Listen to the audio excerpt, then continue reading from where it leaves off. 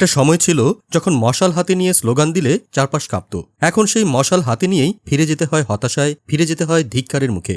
ঢাকা বিশ্ববিদ্যালয় আর রাজশাহী বিশ্ববিদ্যালয়ের সাধারণ শিক্ষার্থীরা এবার স্পষ্ট করে দিয়েছেন, ভারতপন্থী শাহবাগীদের গণ আন্দোলনের নামে নাটক আর সহ্য করবেন না।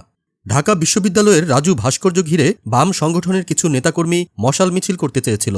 বলা হচ্ছিল এটিএম আজহারুল ইসলামকে খালাস দেওয়ার রায়ের প্রতিবাদ, কিন্তু যা তারা আশা করেনি তা হল ছাত্রদের প্রতিক্রিয়া।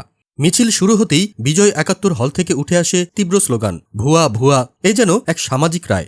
কবি জসিমউদ্দিন হল, মহসিন হল সহ আরও বহু হল থেকে ছাত্ররা তেরে এসে জানিয়ে দেন, এই গণ আন্দোলন আসলে জনগণের নয়, এটা বিশেষ এজেন্ডার ইশারা।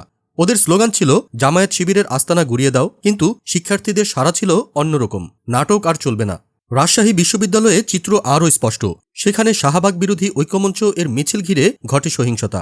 আহত হয়েছে বলে দাবি করছে বামপন্থী ছাত্রনেতারা, যেমন ছাত্র ইউনিয়ন, ছাত্র মৈত্রী বা সমাজতান্ত্রিক ছাত্রফ্রন্টের কিছু সদস্য। তাদের ভাষ্য অনুযায়ী শিবির হামলা চালিয়েছে। অন্যদিকে শাহবাগ বিরোধী ঐক্যমঞ্চ বলছে বামরাই প্রথমে প্ররোচনা দিয়েছে। আসলে ছাত্ররা বুঝে গেছেন এই দুই পক্ষের টানাপোড়েনে তাদের কোনো আগ্রহ নেই। তাদের চোখে এটাও এক ধরনের রাজনৈতিক নাটক।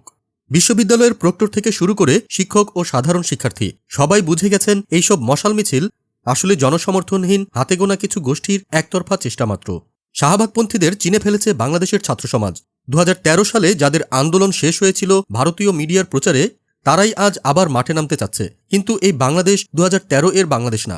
এখনকার ছাত্রসমাজ জানে ভারতের দালালি করে কেউ মুক্তিযুদ্ধের চেতনার মালিক হতে পারে না। একটা সময় ছিল যখন ছাত্ররা যাকে সাপোর্ট দিত সেই ছিল শক্তিশালী। আজ ঢাবি রাবির শিক্ষার্থীরা বলছে, মশাল নয়, সত্যের আলো জ্বালাও, স্লোগান নয়, দায়িত্ব শেখো। আজকের ছাত্রসমাজ বুঝে গেছে শিক্ষার জায়গায় রাজনীতির দখল নয়, চাই স্বাধীনতা, চাই নিজস্ব অবস্থান। আর সেই অবস্থানে ভারতপন্থী শাহবাগীদের ছায়া আন্দোলনের কোনো স্থান নেই।